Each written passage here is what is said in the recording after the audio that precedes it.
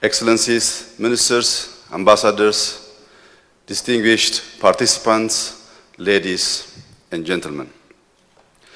It is a great pleasure to address you in this beautiful city of Vienna during the 20th General Conference of the United Nations Industrial Development Organization. History has shown us that industrialization can lift hundreds of millions of people out of poverty. The manufacturing sector, in particular, has emerged as a driver of prosperity, providing employment and fostering innovation in both developed and developing countries. Over the past 2 decades, the world of industry has been in a constant state of change due to digital transformation, an evolving geopolitical landscape, and the need for a green industrialization because of climate change. Industrial policies are the most viable strategies for accelerating Africa's economic growth. Our convening here today offers an opportunity to visit our shared commitment to promote inclusive and sustainable industrial development. Excellencies, ladies and gentlemen, Africa is endowed with abundant natural resources, including critical minerals and a dynamic youth population, which are essential for industrial productivity and transformation of the economy. Yet poverty remains to be among the most serious challenges, which entails placing Africa at the center of the global industrialization agenda. In Ethiopia, since 2018, we have embarked upon reforms rooted in a deep understanding of our potentials, challenges, and opportunities to expand our economy and accelerate poverty reduction. Our vision is to fully unlock Ethiopia's untapped potential in various sectors and to drive this growth through able institutions and highly skilled labor. Our pathway to prosperity follows a multi-sector growth approach to enable equitable development. Manufacturing remains a priority, particularly because of its close linkage with other sectors, such as mining, but also because it holds its own immense potential for scale, learning by doing, and acquisition of technological know-how. We are an entrepreneurial state that recognizes the private sector as the engine of growth and aim to harness our demographic dividend for productivity. Excellencies, allow me to share with you briefly the ingredients that comprise our reforms. First, we've been making deliberate policy shifts aimed at boosting productivity in all sectors and creating a conducive investment and business environment.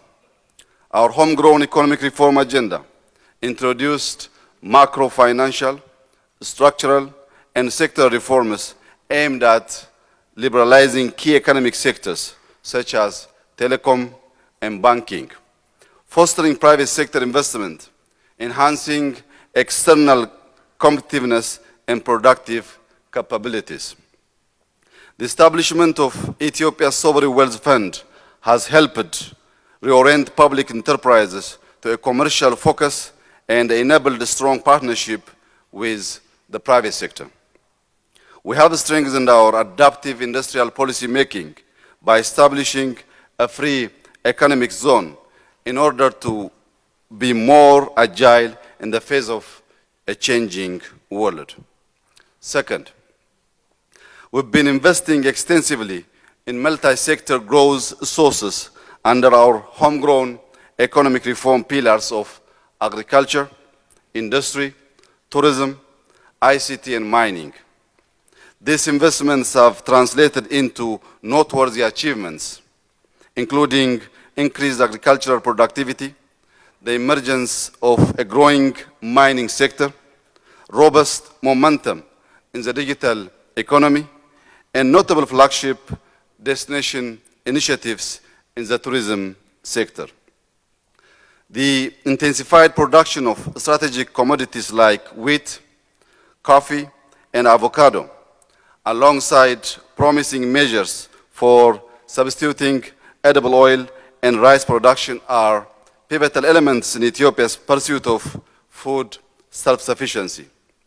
Over the past 5 years, we have managed to raise our total farmed area from 15.3 million hectares to 22.9 million hectares, with vast amount of land for crop production still available for cultivation as we continue expanding on our potential in the agricultural sector.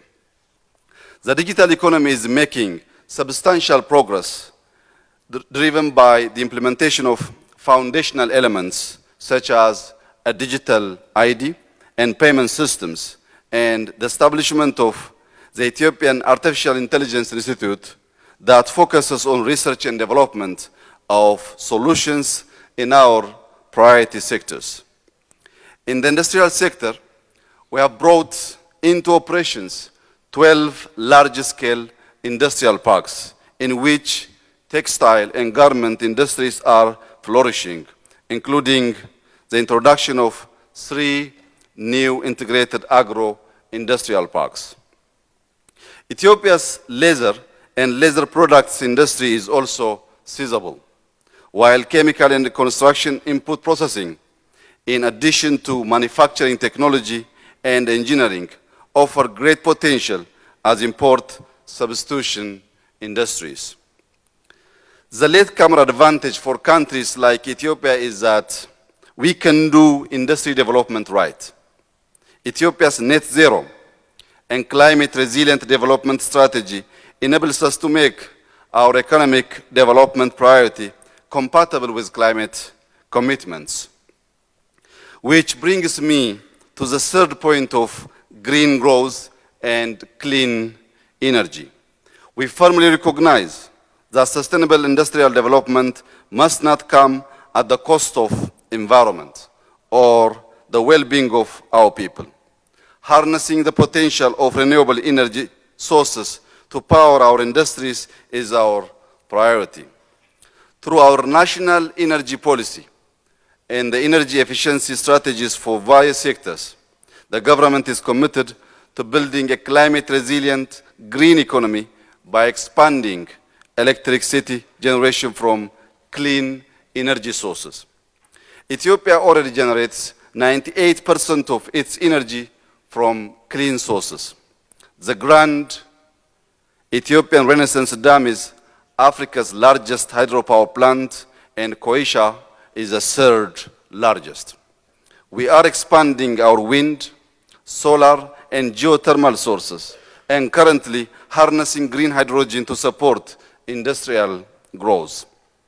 Nationally, Ethiopia has more than 60,000 megawatt potential from our diversified and abundant renewable energy resources.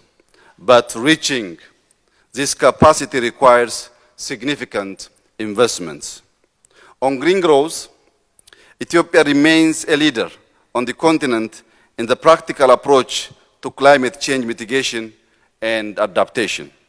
Since 2019, we have been diligently planting trees to address our dual goal of food security and climate change mitigation.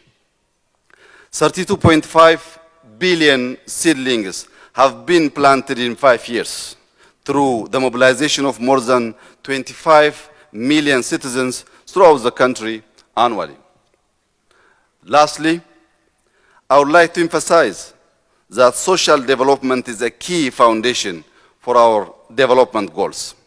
We have invested in education and skills development of our youth, equipping them with the capabilities needed in various industries and innovative economic sectors.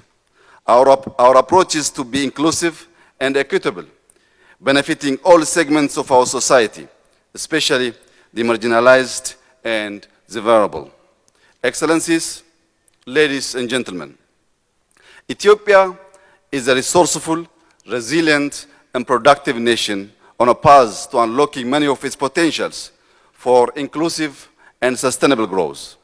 Our multiple reforms have allowed us to double our GDP and our per capita income in 5 years. But one of the basic tools for sustainable economic growth and industrialization is the attraction of foreign direct investment. We've been hard at work creating a favorable investment and business environment to attract FDI. Yet further support is needed in matching the right investments to the right sectors. Similarly, skills and technology transfer are a center of Ethiopia's industrial development policy and practice. The jobs creation agenda is important to us, and it must be a joint agenda with countries in Europe and North America, which are main destinations for migrants. We have an abundant youth population that has increasingly become technologically savvy and skilled. We want to retain this talent in our country and on the continent. To do so, we seek the cooperation of developed countries in technology transfer, investments, and development financing. In conclusion, I would like to reiterate that we firmly believe that by pursuing inclusive and sustainable industrialization and diversifying our economy, we can create prosperity, reduce inequality, and contribute to a better future for our people and the world. I thank you.